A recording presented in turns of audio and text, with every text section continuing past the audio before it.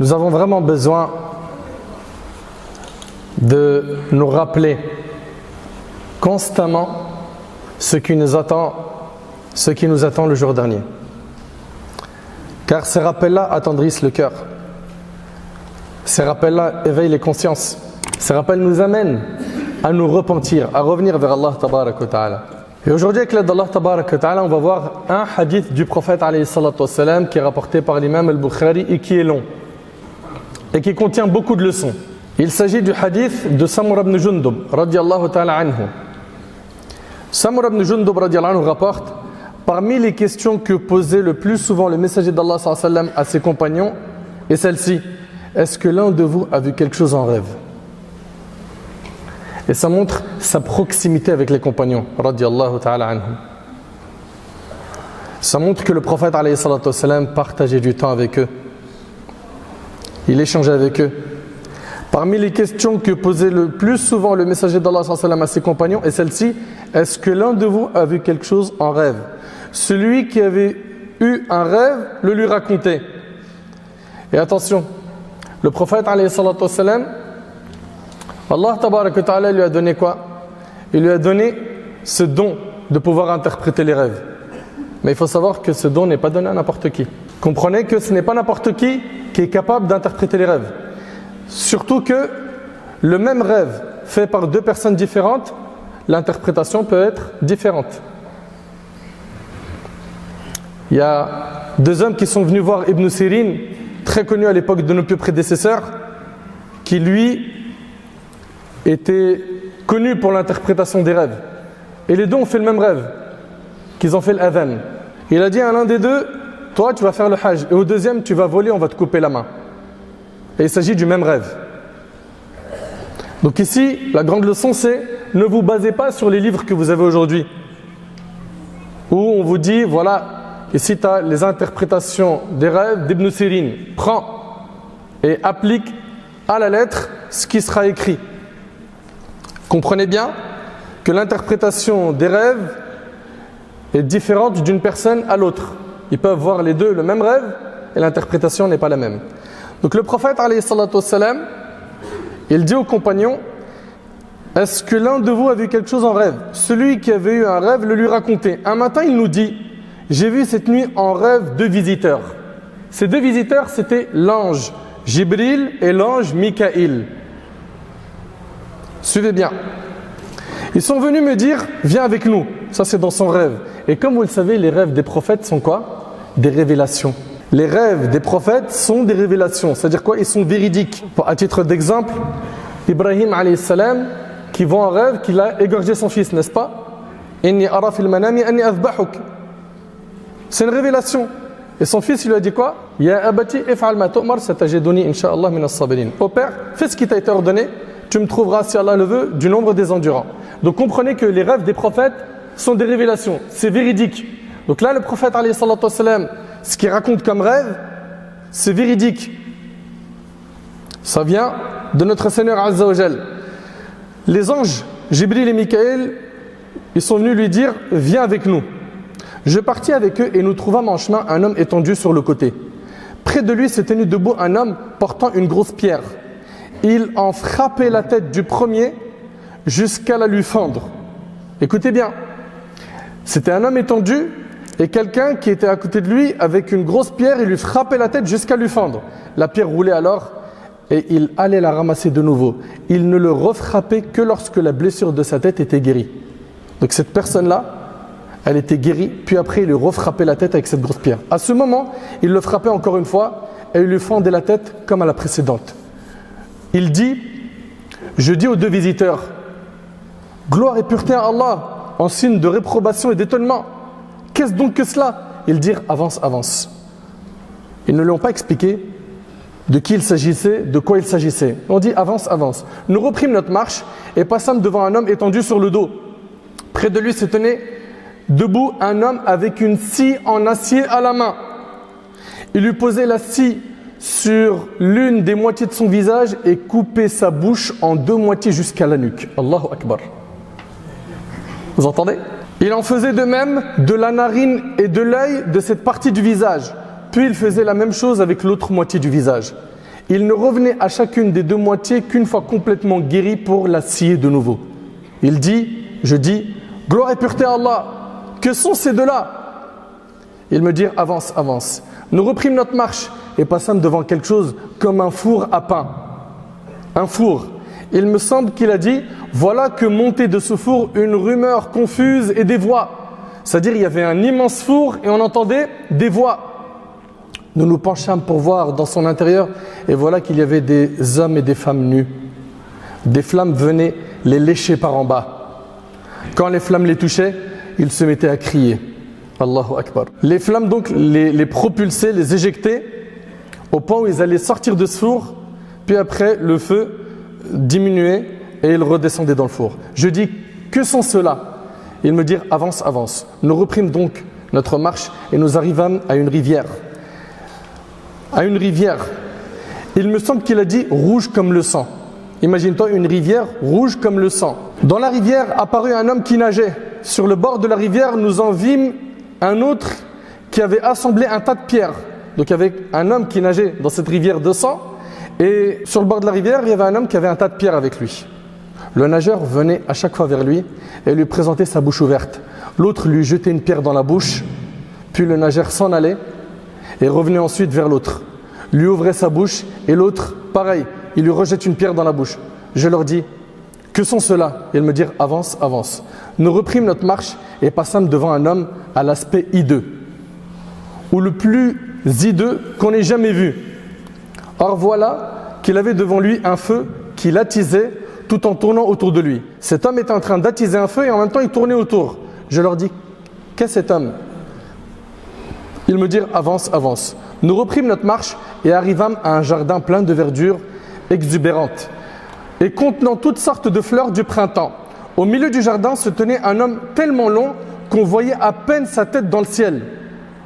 Autour de lui, il y avait un nombre jamais vu d'enfants. Je dis, qui est cet homme et qui sont ses enfants? Ils dirent, avance, avance. Nous reprîmes notre marche et voilà que nous trouvâmes un très grand arbre auquel je n'ai jamais vu de plus grand ni de plus beau. Ils me dirent, grimpe sur cet arbre. Nous montâmes ainsi jusqu'à une cité. Nous y frappâmes et l'on nous ouvrit. Nous entrâmes donc et fûmes accueillis par des hommes dont la moitié du corps était d'une beauté inouïe et dont l'autre était d'une laideur exceptionnelle. Ils dirent à ces hommes, allez vous jeter dans cette rivière.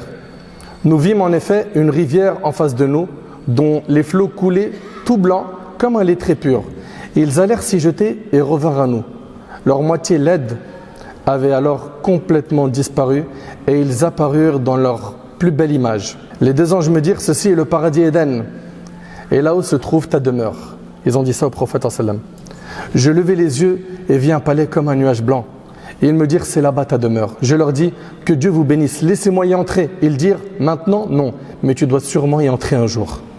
Pas maintenant. Je leur dis, j'ai vu durant cette nuit des choses bouleversantes.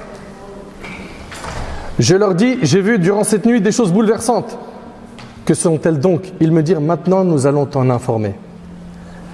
Le premier homme devant qui tu es passé et dont on fendait le crâne avec une pierre, c'est celui qui apprenait le Coran et refusait de le mettre en pratique. Allahu Akbar. Allahu Akbar. Et ça, tout ce que vous avez entendu comme châtiment, c'est dans la tombe. Et ça se reproduira jusqu'au jour du jugement. Imaginez-vous le jour du jugement lui-même. Ça, c'est juste dans la tombe. Ce hadith-là, il traite des châtiments de la tombe. Subhanallah. C'était quelqu'un qui a refusé de mettre en pratique le Coran après qu'il l'ait appris. Et donc, il a été puni et châtié sur la partie la plus noble de son corps, son visage. La grosse pierre était donc jetée sur son visage. Il dormait aussi, écoutez bien, il dormait aussi avant d'avoir fait sa prière obligatoire. Il faisait sortir la prière de son temps. Vous entendez? Le châtiment de la personne qui fait sortir la prière de son temps. Ah mais non, c'est rien, parce qu'en fait, on a des excuses. Non mais t'abuses. On doit se débrouiller pour mettre en pratique le dîn d'Allah tabarak wa ta'ala. Vous devez faire le nécessaire pour éviter ce type de châtiment. Quant à l'homme devant qui tu es passé et dont on sciait la bouche jusqu'à la nuque ainsi que sa narine et son œil, c'est un homme qui sortait le matin de chez lui pour dire un mensonge qui se propageait jusqu'aux provinces lointaines. C'était quelqu'un qui propageait énormément de mensonges. Et aujourd'hui, il n'y a plus besoin de sortir pour aller les propager. Avec ton smartphone, chez toi, tu fais voyager ces mensonges. Tu déchires l'honneur des gens. Regardez. Une scie qui va lui couper la bouche jusqu'à la nuque. Allahu Akbar. Il aura ce châtiment jusqu'au jour du jugement. Pour ce qui est des hommes et des femmes nus qui se tenaient dans une fosse semblable à un four à pain, ce sont les fornicateurs et les fornicatrices. L'homme devant qui tu es passé, qui nageait dans la rivière et à qui on mettait une pierre dans la bouche, on lui jetait une pierre dans la bouche, c'est le mangeur de riba. Le mangeur d'intérêt, l'usurier.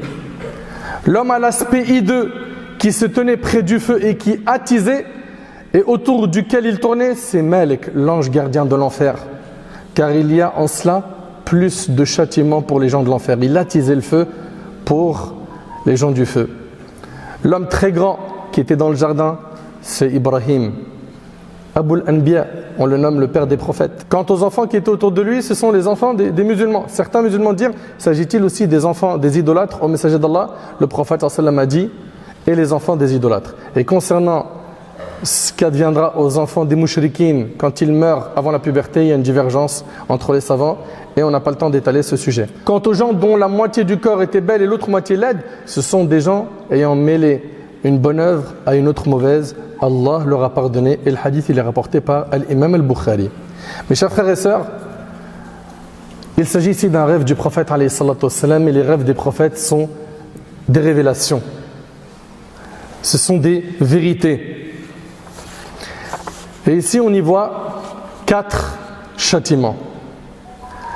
Premièrement, cette personne qui apprend le Coran et refuse de le mettre en pratique.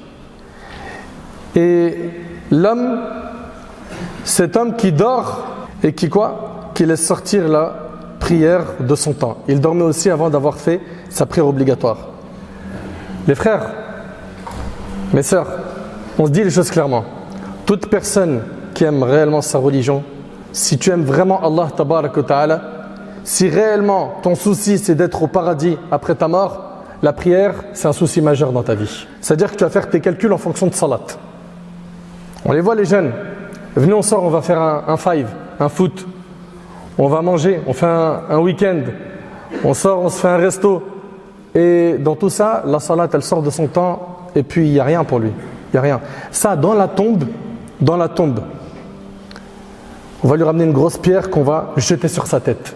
Et quand sa tête, et lorsque sa tête sera de nouveau guérie, cette scène va se reproduire jusqu'au jour du jugement. Ça c'est dans la tombe, sans compter ce qu'attend ce type de personne le jour du jugement. Il y a un fleuve en enfer pour ces personnes qui font sortir la prière de son temps, sans raison valable. On ne parle pas de quelqu'un qui a dormi, il a réglé son réveil, il n'a pas entendu son réveil. On ne parle pas de quelqu'un qui allait faire salat et il a oublié. Eux, ils sont excusés auprès d'Allah. On parle de quelqu'un qui volontairement, il ne fait pas salat. Tu lui dis fais salat, il dit ouais mon frère, c'est compliqué, c'est dur, mais le châtiment dont tu es menacé, il est encore plus dur que ce que tu es en train de nous dire. Réfléchis. Pour rien au monde, tu lâches ta prière. Ouais, mais parce que je fais des bêtises à côté. Prie et demande à Allah de t'aider à arrêter ces bêtises. Et on vous l'a déjà dit plein de fois, que quelqu'un qui est malade, il ne prend pas les médicaments quand il est guéri. Ça n'a aucun sens. Il prend les médicaments quand il est malade. Toi, tu es malade de ton âme. Et la prière, c'est ton remède. Comprends donc que tu as besoin de cette salat. Et tu dois faire salat même si tu fais des péchés. Et je ne suis pas en train de valider, cautionner tes péchés. Non. Combat-les par le biais de cette salat. En faisant dua. En demandant à Allah tabarak wa ta'ala de t'écarter de l'égarement, des mauvaises fréquentations. Vous voyez pas ces gens qui fréquentent des mauvaises personnes, ils finissent comment? Qui parmi vous a réussi longtemps? Il peut réussir, mais un court moment. Ouais, il a fait beaucoup d'argent dans la drogue. Et après, hop, 12 ans de prison. Hop, il s'est mangé une balle. Il ne peut plus marcher dans tel endroit. il est tellement recherché qu'il doit quitter le pays. C'est pas une vie. C'est pas une vie, ça. Et quand on parle de tout ça, les parents, sachez que vous avez une grande responsabilité. Quand vous laissez la liberté totale à vos enfants et vous vous en moquez de qui ils fréquentent, qu'est-ce qu'ils font, et on revient d'une garde à vue où ils viennent manger une peine, et vos réactions sont quasi inexistantes. C'est rien. Ou bien on voit quoi? 15-16 ans, l'enfant il est tellement égaré, on le ramène à l'école arabe. Tiens, on va le ramener chez le shir. Shir, s'il te plaît, Allah yahfazak. J'ai pas réussi avec lui. Il nous ramène des enfants de 15-16 ans, il nous dit refais son éducation. Et toi, t'étais où, toi? T'étais où? Toi qui es père de famille, tu faisais quoi? T'avais plus important que tes enfants? Les cafés? Tes amis? Sortir? Rester avec tes potes? Et cette maman qui était toute la journée devant les écrans, démissionnaire de l'éducation, ou bien en train de faire du shopping H24, à la fin, regardez, vous nous avez fait quoi? Une génération de monstres. Occupez-vous de vos enfants. Donc la salat, la salat, la salat, la salat. Deuxièmement, il s'agit de cet homme qui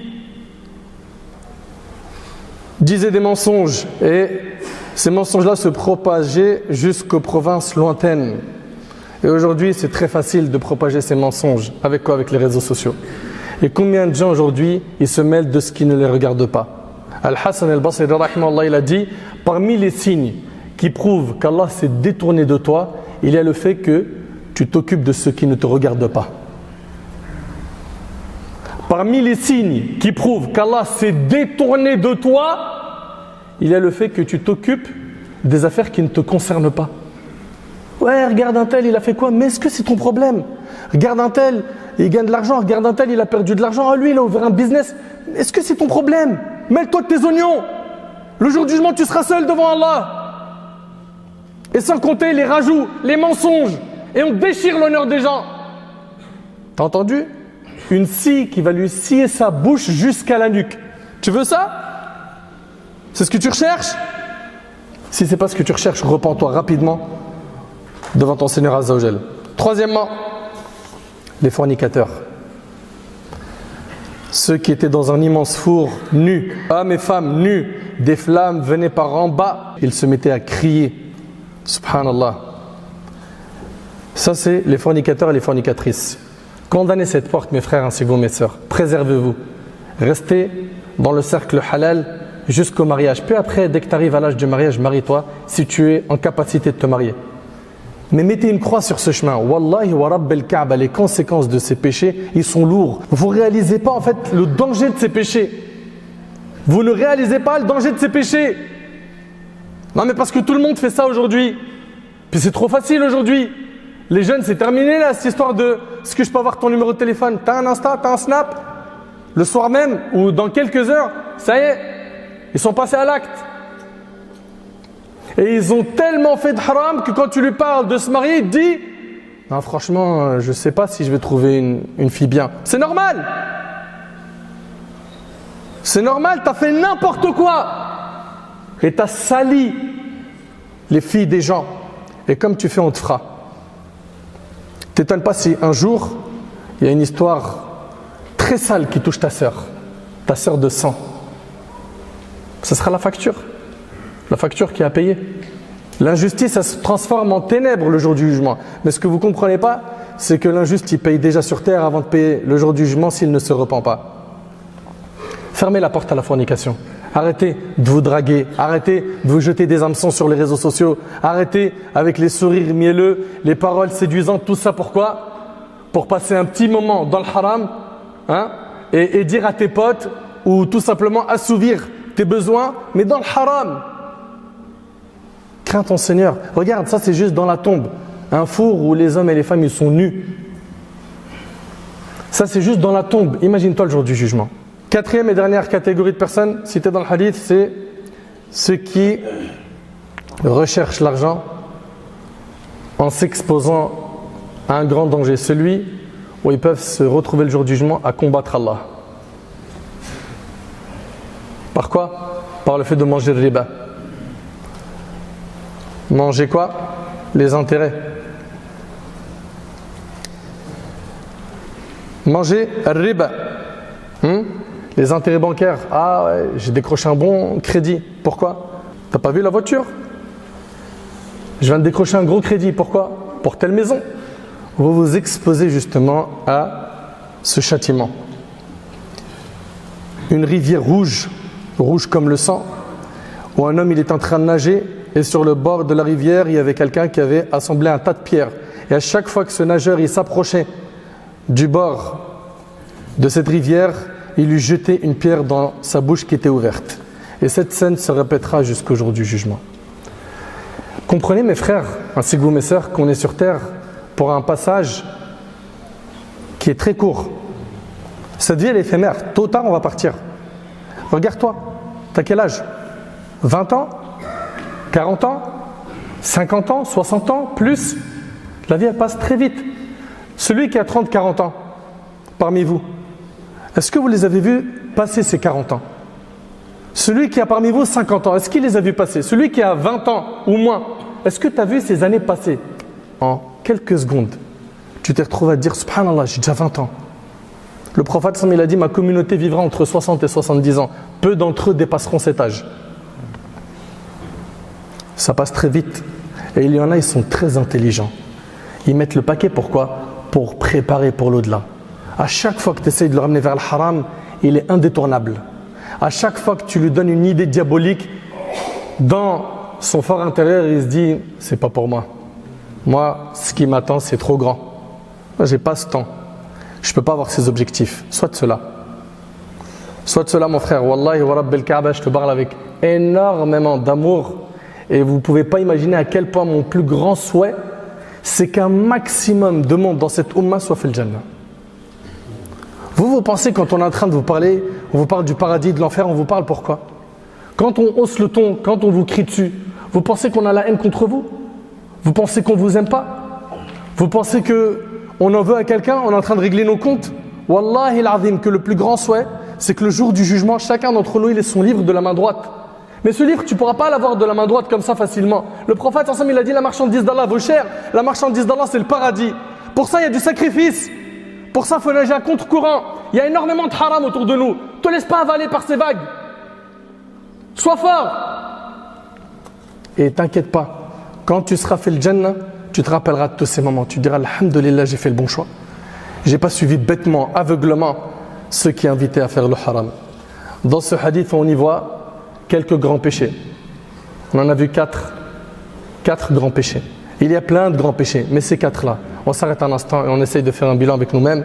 Et puis concernant celui parmi nous qui a fait des péchés, qui s'est reconnu à travers ce discours, alhamdulillah, la porte du repentir elle est encore ouverte. Reviens vers Allah. Quoi que tu aies fait comme péché, Allah tabaraka wa ta'ala il dit, oh mon serviteur, si tes péchés ont atteint les nuages du ciel et que tu me demandes pardon, je te pardonnerai sans m'en soucier. Allah il ne se souciera pas du nombre de tes péchés. Juste reviens vers lui. Frappe à sa porte. Mon frère, wallah, tu as encore envie. Il y a des gens, ils sont sous terre maintenant. Leur rêve, si on pouvait leur parler, vous pensez que c'est quoi? C'est de revenir faire un tour de Ferrari? De prendre un selfie derrière une Lamborghini? Vous pensez quoi, s'il vous plaît? Vous pensez que ceux qui sont dans la tombe, c'est quoi leur souhait? Si on pouvait parler aux habitants de la tombe, leur souhait, ça serait de revenir pour pouvoir œuvrer, faire des bonnes actions, faire plus de hasanat, demander pardon à Allah. Nous sommes en vie par la grâce d'Allah, profitons et demandons à Allah subhanahu wa ta'ala de nous guider, de nous accorder la clairvoyance